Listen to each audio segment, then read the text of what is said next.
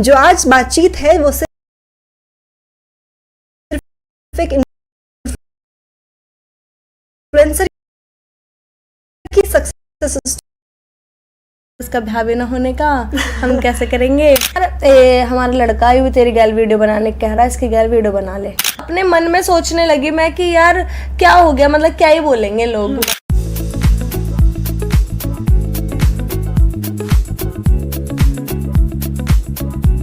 कुछ लोग social media पर कंटेंट बनाते हैं और कुछ लोग अपनी पहचान को ही अपना कंटेंट बना देते हैं। मेरठ की गलियों से निकली एक ऐसी ही आवाज़ जिसे आज पूरा शहर एक ही नाम से जानता है, मेरठ वाली छोरी। ठेठ मेरठी बोली, देसी अंदाज और वो बेबाकपन जिसे देखकर लगता है कि ये लड़की कैमरे के सामने एक्टिंग नहीं कर रही, जैसे अपने ही घर में बैठकर हमसे बातें कर रही है। लेकिन सवाल ये है कि जिस रितिका को आज हम लाखों लोगों के सामने इतना कॉन्फिडेंस के साथ देखते हैं, क्या वो हमेशा ही इतना कॉन्फिडेंट थी? कहाँ से आया ये कैमरे वाला कॉन्फिडेंस? एक्टिंग से व्लॉगिंग तक का सफ़र कैसे शुरू हुआ? मेरठ वाली छोरी नाम के पीछे की कहानी क्या है? और जब सोशल मीडिया की दुनिया में लोग अपनी पहचान बदलकर वायरल होने की कोशिश करते हैं, तब रितिका ने अपनी बोली, अपनी मिट्टी और अपने शहर को ही अपनी सबसे बड़ी ताकत बना लिया। और कहानी सिर्फ आज इन्फ्लुएंसर बनने तक की नहीं है, लोकल बिजनेसेस को पहचान दिलाने तक और फिर अपने क्लॉथिंग ब्रांड और 3D प्रिंटिंग बेस्ड बिजनेस शुरू करने तक रितिका ने कैमरे के सामने से निकलकर एंटरप्रेन्योरशिप की दुनिया में भी कदम रखा। जो आज बातचीत है वो सिर्फ एक इन्फ्लुएंसर की सक्सेस स्टोरी की नहीं है। आज हम जानेंगे कि उस लड़की को जो इंस्टाग्राम पर कहती है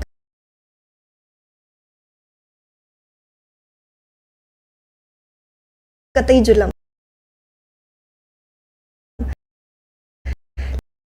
लेकिन कैमरा बंद होने के बाद उसकी असली जिंदगी कैसी है। आज हमारे साथ है मेरठ वाली छोरी रितिका चौधरी। बहुत बहुत स्वागत है आपका हमारे पॉडकास्ट में। थैंक यू सो मच, पहले तो मुझे इनवाइट करने के लिए, फिर दूसरा इतना सुंदर सा ये इंट्रोडक्शन देने के लिए मेरा। और मतलब ये इंट्रोडक्शन ही ऐसा लग रहा है मैं यूँ कह दूँ कतई जुल्म। पॉडकास्ट में जुल्म ही होगा लग रहा है। बिल्कुल। जैसे कि अभी मैं आपके बारे में सिर्फ इतना ही जानती थी, तो मैं ऑडियंस को सिर्फ इतना बता पाई। तो सबसे पहले मैं यही शुरुआत करना चाहूँगी कि आप अपने बारे में बताएं। आपका बचपन कैसे बीता, आपके पेरेंट्स, आपकी मदर क्या करते हैं और आपकी कहानी कैसे शुरू हुई? तो मैं बचपन से ही, मतलब शरारती तो मैं बचपन से ही रही हूँ, ऐसे ही जैसे अब मतलब बदतमीज़ी करते बचपन से ऐसे ही मेरा बिहेवियर रहा है। दूसरा, पढ़ाई में मैं बहुत अच्छी थी और मेरी मम्मी हाउसवाइफ ही हैं और मेरे फादर गवर्नमेंट सर्विस में हैं। तो मतलब बचपन भी काफ़ी अच्छा रहा, मतलब नॉर्मल लाइफ रही है। ऐसा नहीं कि बहुत हार्ड रही कुछ या फिर बहुत ज़्यादा अच्छा एकदम सब कुछ मांगते ही मिल गया, ऐसा भी नहीं हुआ, लेकिन नॉर्मल लाइफ रही है अब तक की। और मतलब आपकी जो स्कूलिंग है वो कहाँ की है, फिर आपकी जो एजुकेशन है आगे की वो कहाँ की है? मैंने मेरठ पब्लिक गर्ल्स स्कूल है ना, MPGS, कोई कहने का नहीं है मुझे मेरी भाषा सुन के, क्योंकि वहाँ की लड़कियाँ तो बड़ी वैसी रहती है ना, नो है ना ऐसा। और मैं वहाँ पे टीचर से भी ऐसे बात करती, तो कहती थी कौन से गांव से आती हो? तो मैं गांव से नहीं आती, तो शहर से ही हूँ। बिल्कुल। पर वो लैंग्वेज ना हर जगह ऐसी ही रही है मेरी। तो और जबकि टीचर उन लड़कियों से ज़्यादा फ्रैंक नहीं हो पाते थे जितना मेरी लैंग्वेज से, मतलब बिल्कुल ऐसे दोस्ती वाला बिहेवियर बना लेती थी मेरे साथ। और तो ऐसे ही मतलब यहाँ पे MPGS से मैंने अपनी स्कूलिंग करी। उसके बाद मेरठ कॉलेज चली गई। मेरठ कॉलेज में तो अलग अलग लोग वहाँ से आते ही हैं गाँव से, तो वहाँ नहीं बिल्कुल भी फील हुआ कि भाई मेरी लैंग्वेज से कुछ ऐसा लग रहा है, क्योंकि वहाँ तो सब ऐसे ही बोलता है, देसी भाषा बोलते हैं सब। तो जैसे अभी आपने बोला कि MPGS से आपकी स्कूलिंग रही है, तो क्या अभी आप जब वापस जाते हैं MPGS में, तो अभी आपने बताया कि वो मुझसे इम्प्रेस हो जाते थे, लेकिन अब आप जाती हैं तो आपसे और ज़्यादा इम्प्रेस हो जाते होंगे? अब तो नहीं जाती मैं, बहुत मतलब स्कूल के बाद से तब मैं गई नहीं, लेकिन टीचर्स मिलती हैं मुझे तो वो भी पहचान जाती हैं, अरे ये तो वही रितिका है ना। हाँ ना, मैं डांस भी करती थी, तो डांस में मेरा वो सपना चौधरी वाला था। तो कह ये वो है ना सपना चौधरी रितिका चौधरी नाम से नहीं जानते, अब आपको सपना चौधरी के नाम से जानते हैं। कभी किसी ने आपको टोका है कि आप सपना चौधरी की बहन सी लगती है? हाँ, बहुत लोगों ने, बहुत। तो डांस के टाइम पे टोका या फिर ऐसे नॉर्मली भी कि आप देखने में सपना चौधरी जैसी लगती हो? अब मैं इसमें क्या ही कह सकती हूँ, लगती होंगी शायद थोड़ी बहुत, पर मुझे भी देख के लगा कि आप सच में लगती हो। तो अभी जैसे सबसे पहला क्वेश्चन तो आपसे यही बनता है कि जो मेरठ वाली छोरी आपका नाम पड़ा, तो वो ये आपने रखा या सोशल मीडिया ने आपको दे दिया? नहीं, ये मैंने ही रखा था। जैसे मैं लोकल मार्केट वगैरह ये हैं ये एक्सप्लोर करती हूँ मेरठ के, और फिर मेरठ की लैंग्वेज भी बोलती हूँ, मतलब नॉर्मल जैसे रहते हैं घर में, मतलब इस टाइप के मैं वो करती हूँ। तो मेरे मतलब अपने व्लॉग्स देख के मुझे लगा कि मेरठ वाली कोई बात है इसमें, तो फिर मैंने अपना ही टैग मेरठ वाली छोरी रख लिया था। तो कभी आपको लगा कि मतलब वैसे हमें लगता है जब हम सामने से आपको देखते हैं कि शायद व्लॉगिंग की शुरुआत अगर किसी लड़की की बात करें मेरठ में तो वो आपने ही की है। आप ही को देख के जो आगे लड़कियां हैं वो इतना इनिशिएटिव ले पा रही हैं कि हाँ हमको भी व्लॉगिंग करके आगे बढ़ना चाहिए, क्योंकि एक कहते हैं ना एक मोटिवेशन, या फिर एक कह सकते हैं कि एक हमारे सामने होता है कि उसने कर लिया तो शायद हम भी कर लेंगे।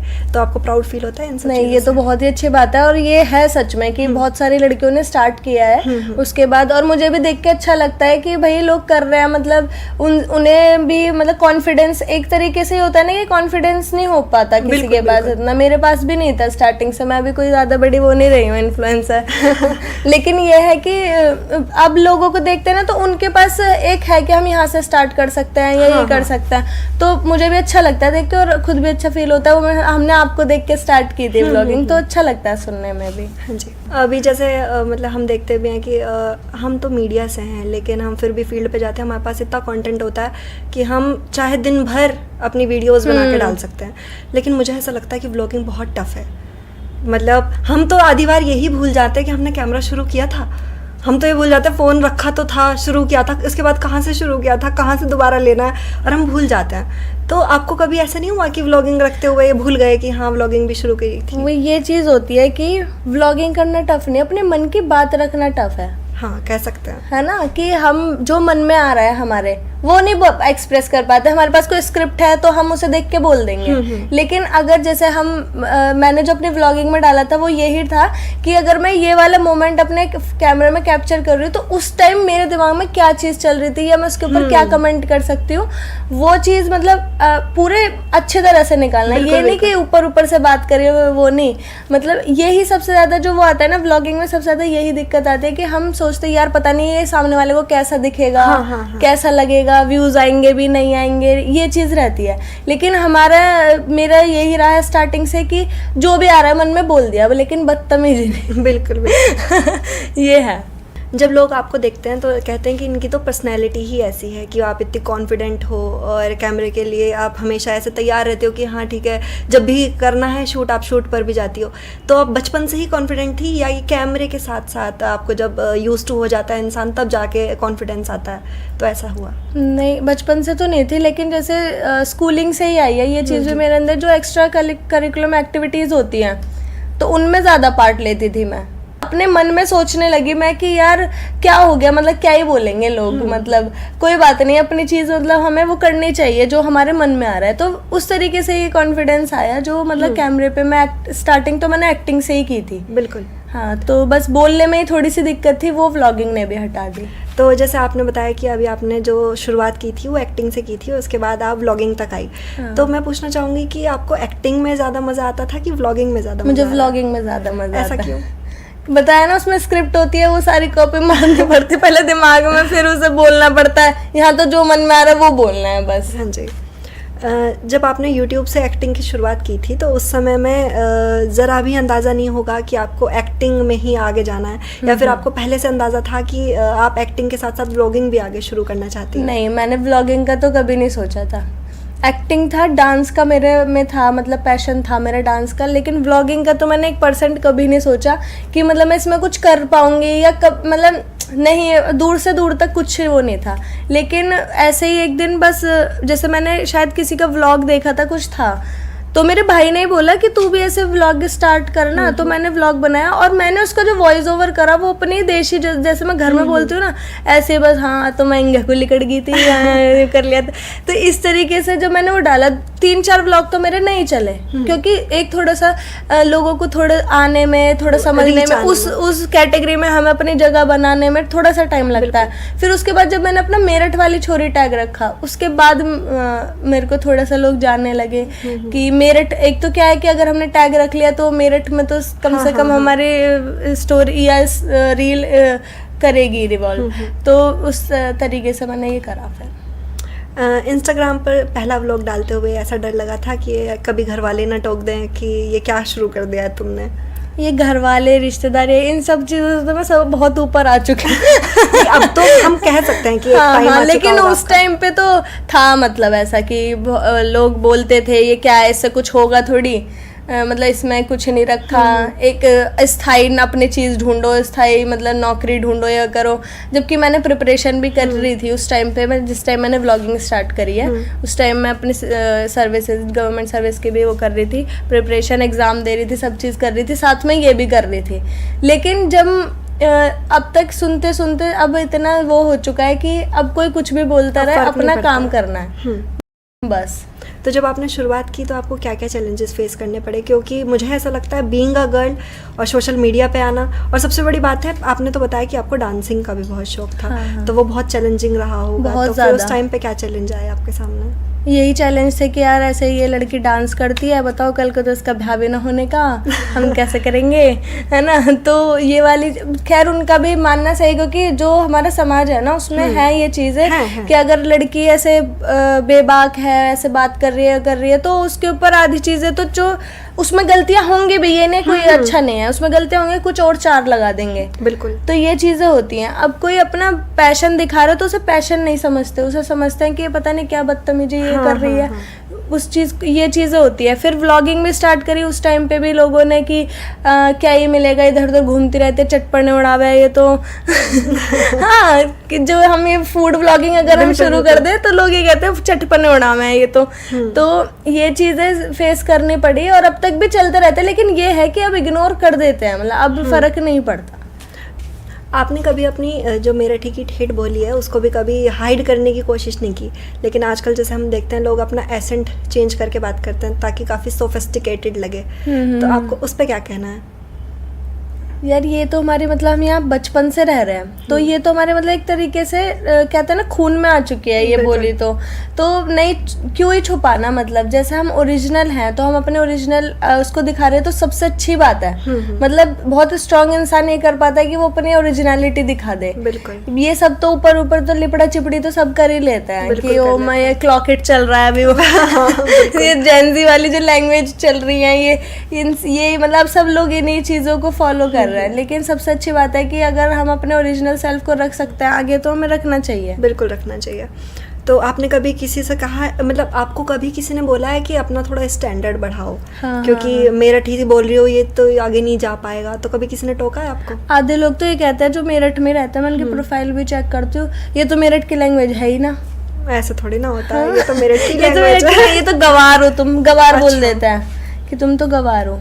मतलब अगर हम अपनी लैंग्वेज बोल रहे हैं, अपने मेरठ की लैंग्वेज बोल रहे हैं, तो वो एक तरीके से उसे हमारी एजुकेशन और उस पर टैग दे दिया जाता है कि गवार हैं ये तो कभी ऐसा नहीं लगता कि उनको ये नहीं लगा कि मेरठ का तो बोलना ही ऐसा है? क्योंकि अगर हम बात करें तो आधी लैंग्वेज, अगर हम ऐसे बात कर रहे हैं नॉर्मली, इसी में मैं बोल दूं इंगे और उंगे, तो वो तो पहले ही हो जाता है कि तो मेरठ की भाषा। हाँ, देखते ही लोग, सुनते ही लोग पहचान लेते हैं क्या है तो मेरठ की भाषा हाँ, है। कि अरे तुम तो मेरे, अब तुम बुलंदशहर है, अगर कोई बुलंदशहर का तो कहाँ होगा, कहाँ को जा रहा हो, तो उससे ही पहचान जाएंगे लोग, अरे बुलंदशहर का दिखा है ना। हाँ, तो ये चीज़ रहती है। लेकिन यहाँ पे क्या है, मतलब लोग ना उस चीज़, सबसे चीज़ जो बुरी लगती है वो ये लगती है कि हर जो मेरठ से बिलोंग करता है उन लोगों को मैं बोलूँ तो उनके घर में ये लैंग्वेज कोई ना कोई तो बड़ा बूढ़ा कोई तो बोलता ही होगा।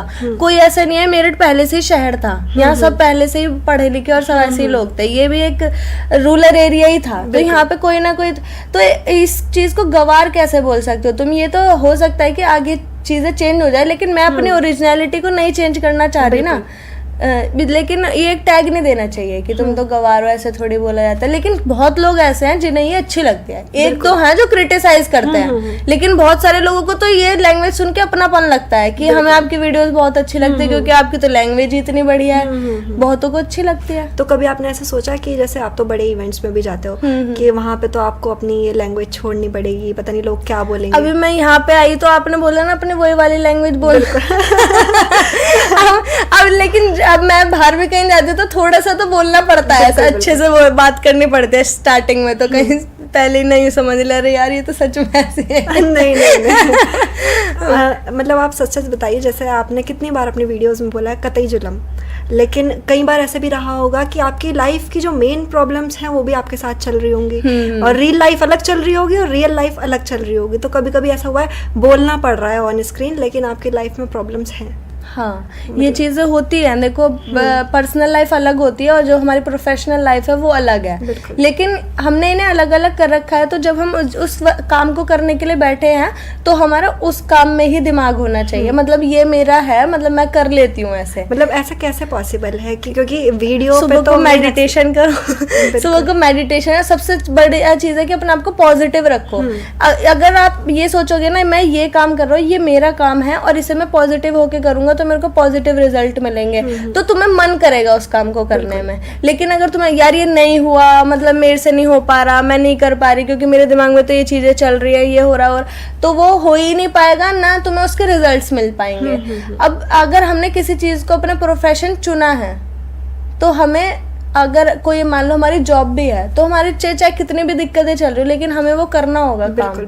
ऐसे ही ये है, इसमें क्या है, लेकिन हमें बोलना पड़ता है। लेकिन कुछ ऐसी जॉब्स होते हैं जिनमें बोलना नहीं, सिर्फ अपना काम करना है, उठना है, चाहे तुम्हारा मूड कैसा भी है तुम कर सकते हो उस चीज़ को। लेकिन इसमें तो पहले अपना मूड सेट करो, फिर अपने एडिटिंग करो, फिर अपना अपलोड करो, तब उसका रिस्पॉन्स देखो, फिर अपने चीज़ों से लड़ो। हाँ जी। तो जैसे आपके घर में मम्मी हैं, वो आपको रितिका बुलाती हैं कि या फिर अब मेरठ वाली छोरी के नाम से भी आप घर में फेमस हो गई हैं? नहीं, रितिका ही बोलती हैं वो तो, उनके लिए तो रितिका ही हूँ, वैसे मेरठ के लिए मेरठ वाली छोरी। मतलब जैसे हमने आपसे बातचीत की थी, आपने उसमें बताया भी कि जो सबसे ज़्यादा सपोर्ट आपको मिला वो आपकी जो माता जी हैं उनसे और आपके भाई से मिला। तो वहाँ से कैसे शुरुआत हुई फिर? मतलब उन्होंने ही मेरे को सपोर्ट किया स्टार्टिंग से। भाई ने ही वीडियोस वगैरह बनाने के लिए इंस्पायर किया कि भाई तुझे करना चाहिए, जब है मतलब कर सकता है हम इस चीज़ को, तो उसने किया। मम्मी का सपोर्ट रहा कि उन्होंने आलतू फालतू लोगों को मेरे ऊपर हावी नहीं होने दिया कि नहीं कोई बात नहीं, मेरी लड़कियां जो कर रहे हैं तो वो मुझे पता है कि वो कहीं कुछ गलत नहीं कर रही है, बस उसे जो उसका मन है वो करेगी। उन्होंने इस तरीके से मुझे सपोर्ट किया। तो ये जो सपोर्ट था इसी की वजह से ही मैं यहाँ पे हूँ जो आप यहाँ आज इंटरव्यू दे रही हूँ। बिल्कुल बिल्कुल। तो ऐसा कोई काम है जो आप कैमरे पर बिल्कुल नहीं करती लेकिन बहुत सारी चीज़ें चल रही होती हैं और आपकी लाइफ में हमेशा परफेक्ट भी हमेशा कोई चीज़ें नहीं होंगी, तो ऐसा कोई इंसिडेंट रहा हो आपकी लाइफ का? यार देखो, ये फैमिली प्रॉब्लम्स वगैरह तो ये तो हर किसी के उसमें हैं और यही रहती हैं। और इन सब चीज़ों से यही है कि ओवरकम करके अपने मतलब काम में ही बिजी रहना। मतलब मेरा जो मेन फोकस है, मुझे कुछ ना कुछ क्रिएटिव करना पसंद है, तो मैं अपनी बुरी से बुरी चीज़ को इग्नोर मार के वो कर सकती हूँ। हाँ जी, ये चीज़ है। और सोशल मीडिया पर हम किसी की जब सक्सेस देखते हैं तो उनकी जो स्ट्रगल वो हम नहीं देख पाते क्योंकि हमें तो सोशल मीडिया पे सिर्फ उनकी रील दिख रही है। तो जब आपकी जर्नी का ऐसा कौन सा हिस्सा था जो ऑडियंस को बिल्कुल पता ही नहीं चल पाया? मतलब ये चीज़ें ऐसी होती है कि मैंने जब ये मतलब स्टार्ट किया था तो लोगों ने मतलब अभी जब मेरठ वाली छोरी के नाम से जानते हैं मुझे और मतलब उन्हें पता, अब बस उन्हें रिजल्ट दिख रहा है, लेकिन जो मेरी बीच की मेहनत रही है, कभी ऐसा भी हुआ है कि व्यूज़ नहीं आए, कभी ऐसा हुआ है कि बहुत मतलब अच्छा रिस्पॉन्स मिला है, कभी नहीं मिला, कभी फैमिली प्रॉब्लम, सब चीज़ें रहती है। लेकिन यही चीज़ें हैं जो मतलब सामने, और मैंने इन चीज़ों को सीरियस भी नहीं लिया। अगर सीरियस लेती तो शायद मैं नहीं कर पाती। तो यही कुछ ऐसी चीज़ें रहीं जो मैं अब भी शेयर नहीं करना चाहूँगी उन्हें। तो क्या ऐसा कब हुआ कि जब आपको लगा कि आप पढ़ाई भी कर रही होंगी, साथ में सोशल मीडिया भी आपका चल रहा होगा, तो एक मोमेंट आया होगा कि जब आपको लगा कि अब आपको पूरी तरह अपने सोशल मीडिया पर ही फोकस करना चाहिए, तो वो ऐसा कौन सा मोमेंट आया? जब मैं प्रिपरेशन कर रही थी तो उस टाइम ऐसा हुआ था कि बहुत अच्छी, मतलब मैं 100% दे रही थी अपना उसमें और काफ़ी अच्छे मुझे रिजल्ट्स भी मिल रहे थे। लेकिन मेरा ना मेन क्लियर हो जाता था, प्री क्लियर हो जाता था, मेन नहीं हो पाता था। तो मैं क्या, तो ऐसे ही काफ़ी टाइम हो गया मुझे ट्राई करते लेकिन फिर एक बहुत ही बेकार सा एग्ज़ाम था, वो मैंने दिया था। और जैसे कि अब ये चल रहा है ना, मैंने सपोर्ट भी किया था उसे, जो ये नीट एग्जाम ये लीक होता है, तो वो एग्जाम लीक हो गया था। वो उस टाइम मैंने सोचा कि अब मुझे ये नहीं करना, क्योंकि इसमें मैं कब तक लगी रहूंगी। क्या वहाँ पे मेरे को, ये तो मैं स्टार्ट कर ही चुकी थी अपने ब्लॉगिंग वगैरह और मुझे बहुत बढ़िया रिस्पॉन्स मिल रहा था इससे। तो मैंने कहा कि अब मुझे ये छोड़ के यही करना है। और अब मुझे टाइम ही नहीं मिलता पढ़ाई का, लेकिन मेरा मन करता है पढ़ने का, लेकिन पढ़ाई का टाइम ही नहीं है अब तो। कभी ऐसा हुआ है कि नेगेटिव कमेंट्स जैसे आते हैं रील्स पे, तो स्टार्टिंग में ज़्यादा आते होंगे नेगेटिव कमेंट्स, तो उनको देख के आपको, ट्रोलिंग को देख के कभी ऐसा हुआ हो कि आपके ऊपर उन चीज़ों का इफेक्ट पड़ा हो? नहीं, मेरे ऊपर कभी मतलब पहली बात तो ये है कि स्टार्टिंग से ही कुछ लोग, एक दो कोई लोग होंगे जिन्होंने मुझे क्रिटिसाइज किया होगा, बाकी आज तक जैसे मैं हूं ना, तो नहीं लगता है कि अगर हमने इसकी वीडियो पे एक भी कमेंट कर दिया ना तो ये उसे उठा के फिर हमारी बेइज्जती करेगी। तो उन लोगों ने किया तो डर, लेकिन मैंने पीछे से बहुत सारी चीज़ें सुनी है कि ये तो इस तरीके से करते हैं, इसे तो साइंस ही नहीं है, ये तो साइंस ही नहीं बात करने का, ये सारी चीज़ें हो गए। लेकिन मैंने इन चीज़ों पे ना तो कभी ना कमेंट्स पे ध्यान दिया, ना कभी किसी चीज़ पे, ना अब लोगों ने करने ही बंद कर दिया। मतलब ऐसा भी मैं जैसा फील कर पा रही हूँ, ऐसा होता है जैसे आपके पहले 100 फॉलोवर, फिर 200 फॉलोवर, फिर 300, फिर 1000, और जब 1000 तक पहुँचते हैं ना, इंसान बहुत ट्रोल करता है, अरे वीडियो बना रही है, अरे ये कर रही है। फिर जब वो 1000, 2000 होते हैं, 3000 होते हैं, उसका टाइम पीरियड अलग रहता है, अच्छा तेरी तो वीडियो चल गई, हमने तो देखी थी। फिर जब वो 1000, 2000 से ऊपर उठ जाता है इंसान, जब वो थोड़ा सा और ऊपर चलता है 10,000, 20,000 पे, हमारे साथ भी एक वीडियो बना ले, शायद हम भी फेमस हो जाएंगे। तो सबसे ज्यादा जो ये ऐसे करता है ना, सबसे ज्यादा ये जड़ काटने वाले ये रिश्तेदार होते हैं। ये पहले जब हम स्टार्ट करेंगे, कुछ ना रखा है इसमें, क्या कर रही है, तो यूं है वो है, सबसे ज्यादा तो ये रहता है इनके ड्रामे। उसके बाद जब हमारा लड़का भी तेरी गैल वीडियो बनाने कह रहा है, इसकी गैल वीडियो बना ले, ये चीजें आने लग जाती हैं। फिर तो ये तो मतलब इंसान, जो हम कहते हैं ना, 4 लोग, वो 4 लोग पहले तो तुम्हें ही डिग्रेड करेंगे, फिर उसके बाद तुम्हें उनके हेल्प, अरे यार हमारी भी एक दुकान से खोल लिया हमने, उसका प्रमोशन सा कर दे, उसके कुछ ना बस एक वीडियो घेर दे। अब ये मतलब तुम अपने, इंसान ये नहीं सोचता कि तुम पहले क्या करते हो, क्या तुम बयान बदल रहे हो। तो ये चीजें रहती हैं। आजकल जो भी लड़कियां आपको सोशल मीडिया पे देखती होंगी, तो वो ये सोचती होंगी कि काश हमारी ज़िंदगी भी ऐसी रहती। तो आप उनको क्या कहना चाहती हो? क्योंकि बीइंग अ गर्ल ये सब इजी नहीं होता है, पर सामने वाले की लाइफ को देख के लगता है कि काश हमारी ज़िंदगी भी ऐसी होती। तो उनको क्या कहना चाहोगे? मैं तो उनको यही बोलना चाहूँगी कि जो भी मन में आ रहा है ना, मतलब जो भी करने का मन है, अगर तुम्हारा पढ़ाई, ये नहीं कि सोशल मीडिया पे ही आना है, पढ़ाई का मन है पढ़ाई करो, जिस भी चीज़ में, लेकिन अपने काम को एकदम साफ सुथरे तरीके से करते रहो, और जिसमें तुम्हारा मन लगे बस, और तुम्हें हो कि हाँ यहाँ से मुझे बेनिफिट मिल सकता है, बस। बिल्कुल। क्या इन्फ्लुएंसर होने से आपके बिजनेस में भी आपको एडवांटेज मिलते हैं? क्योंकि आपको पता ही है कि जैसे हमने स्टार्टिंग में भी बताया, आपके बिजनेसेस भी हैं, क्लोथिंग ब्रांड है, तो उसमें भी आपको एडवांटेज मिलता है। हाँ, क्योंकि ये है कि मेरे जो फॉलोअर्स हैं उन्हें पहले से मेरे ऊपर भरोसा है, मतलब वो एक तरीके से भरोसा करते हैं ये कोई चीज़ दे रही है तो मतलब ठीक होगी। क्योंकि मैं अगर प्रमोशन वगैरह कुछ भी कर रही हूँ, तो जो मेरे जेन्युइन रिव्यूज़ होते हैं ना, मैं वो देती हूँ, जो उन्हें भी वहाँ जाके फील होता है कि हाँ उसने अपनी वीडियो में रितिका ने ये चीज़ बोली थी, तो ये देखो यहाँ पे यही चीज़ मिल रही है हमें, तो ये चीज़ होती है। तो अब मैंने अपने ब्रांड खोला, मतलब ये क्लोथिंग ब्रांड है और 3D प्रिंटिंग का हमारा, तो उस पर भी लोगों को एक भरोसा बना हुआ है, और एक तरीके से प्रेशर भी आ जाता है हमारे ऊपर भी कि हमें बेस्ट क्वालिटी देनी है, कि नहीं तो हमें कह देंगे अरे देख इन्होंने देख ऐसा भेजा, क्योंकि हमारा एक फेस वैल्यू बन चुकी है। बिल्कुल इतने। तो जैसे 3D प्रिंटिंग जैसी टेक्नोलॉजी को लेकर काम करना एक इन्फ्लुएंसर के लिए बिल्कुल काफ़ी अलग है, जैसा कि हम देख पा रहे हैं। तो इसके पीछे की क्या सोच रही है आपकी? इसके पीछे की सोच ये है कि मेरे फ्रेंड है विजय चौधरी, ये सॉफ्टवेयर इंजीनियर है, तो इन्हें आती हैं ये सारी चीज़ें करने, मेरा काम है सिर्फ कंटेंट क्रिएट करना उसके लिए। तो अभी हमारा मतलब हम पार्टनरशिप में, तो वो उस चीज़ों से डील करते हैं, टेक्नोलॉजी वाले से, और मैं कंटेंट क्रिएशन से। तो फिर यही शुरुआत आपकी रही होगी कि आप मतलब आपकी वीडियोस क्रिएट करेंगी और वो सॉफ्टवेयर का काम संभालेंगे। और जैसे इन्फ्लुएंसर होना, बहुत सारे इन्फ्लुएंसर्स कंटेंट क्रिएशन तक रुक जाते हैं, और आपने जो आपका क्लॉथिंग ब्रांड है आपने बताया, और रवीना स्टूडियो के बारे में आपने बताया, तो एंटरप्रेन्योरशिप का ख्याल आपके दिमाग में कैसे आया? ये ऐसा आया क्योंकि जो लोग बोलते थे ना कि मतलब इसमें कुछ ना धरा, नहीं हो सकता कुछ भी, ये स्थायी स्रोत नहीं है तुम्हारी कमाई का, ये नहीं हो, तो मतलब अगर हमने इतनी वैल्यू बनाई है, थोड़ी सी अपनी जितनी भी है थोड़ी सी मार्केट में बनाई है, कि हम उससे कुछ बेनिफिट ले सकते हैं, अपना कुछ बिजनेस ओपन कर सकते हैं, जिससे कि हमारा एक इनकम आती रहे, तो क्या गलत है इसमें? तो फिर मैंने यही सोचा, मैंने कहा कि अपना एक कुछ बिजनेस बनाते हैं, अपना उसमें काम करते रहेंगे, और अपने साइड में अपना ये इन्फ्लुएंसिंग चल ही रही है। अच्छा, कभी आपने सोचा कि अगर अभी तो सोशल मीडिया है और आगे चल के सोशल मीडिया यूट्यूब ना रहे, तो और फिर तो जो आपके ये बिजनेसेस हैं जो ऑनलाइन ही चालू हैं, तो फिर क्या?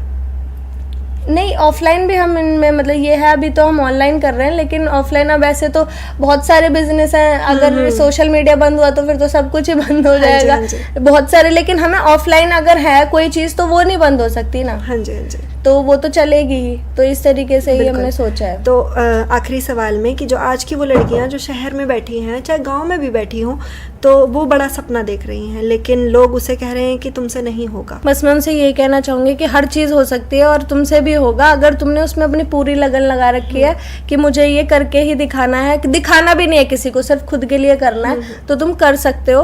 और बस अपने ओरिजिनल सेल्फ रहो और मतलब 4 लोगों की ना सुनो ना उन्हें सुनो। बिल्कुल। आज के पॉडकास्ट के लिए पहले तो आपका बहुत बहुत धन्यवाद। और मुझे ऐसा लगता है कि जो लड़कियां अपने घरों में बैठ के आपको देखती हैं, आपका कंटेंट देखती हैं, और वो आज आपका ये पॉडकास्ट सुन के उनको भी लगेगा कि हाँ सच में हमें आगे बढ़ना चाहिए। बिल्कुल। तो उनको भी लगेगा कि हमें आगे बढ़ना चाहिए और अपने आप को एक कह सकते हैं कि उस मुकाम पर पहुंचाना चाहिए जहां आज रितिका चौधरी है। बहुत बहुत थैंक यू सो मच।